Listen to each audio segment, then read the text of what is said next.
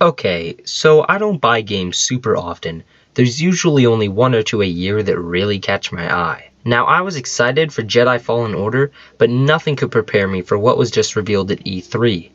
It's been almost 12 years since LEGO Star Wars The Complete Saga was released, and now, after all that time, not only will there be a revamp of all the original 6 movies, but also the addition of the sequel trilogy all in one new brick-based game from Traveller's Tales.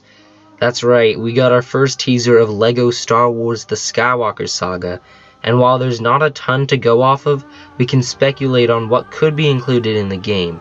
With that being said, these are my top 5 things I want to see in LEGO Star Wars The Skywalker Saga. Number 5. All of the characters. It's no secret that even from the oldest of LEGO games, there has been quite a respectable amount of characters in each game, with the newest one sometimes having over 200 playable characters. With 9 films to cover, I expect a great roster of characters to play as these films have way more characters than the restricting amount of characters in games like LEGO The Incredibles or LEGO Marvel's Avengers. They pulled it off so well over a decade ago that I'm excited to see what improvements will be made to the old characters and what it will be like to play as the new ones. Number 4. Good DLC. DLC is commonplace in LEGO games nowadays, usually coming with the option of a Seasons Pass to include all of the character and level packs.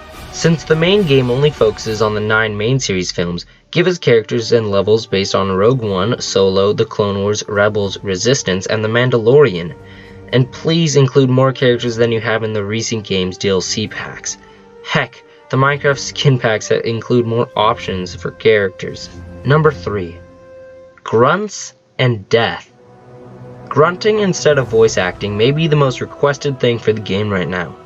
Anyone who played some of the older games will be aware of the lack of talking that gave way to more visual comedy than playing off the lines from the movies.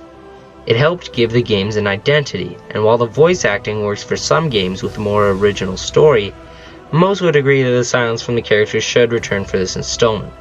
Personally, I'm hoping much more for the inclusion of deaths. They animated all of the Star Wars deaths in the original games, but more recently they've not included them, added an animation to show the character surviving, or most often played it off as a joke. They did this in LEGO Jurassic World, and it's one of the main reasons I never got it. I mean, in the game based on the movies where people are always dying from dinosaurs, no one dies. Please don't censor the deaths. It's LEGO, it's unrealistic, it's all in good fun. Number 2. That classic feeling of the old LEGO games. This one is a hard one to talk about because it's a very difficult thing to replicate. The old games are a little dated compared to current LEGO games, and that's part of the charm, but there's something that I think they could do to pull this off. It comes in the form of sound and atmosphere. Give us great Star Wars music, good execution of locations, and a sense of ambience to fill the game that'll give us that sense of nostalgia that I'm sure we all want from this game. Before number 1, I have an honorable mention. LEGO Star Wars The Force Awakens features.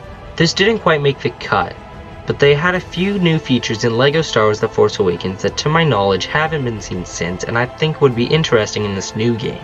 One of these is the multi-build system, where instead of just holding down a button to build things, you could choose which of the 2 models to build, both solving problems different ways and unlocking different secrets. The second is blaster fights, which were a little clunky and could be really fun with a little improvement and correction. I'd like to see these return, but I'm not super confident that they will. And for my number 1 spot, the thing that I think is the most important to get right in this new game is a great open world. Recent LEGO games have been making strides in their open world hubs.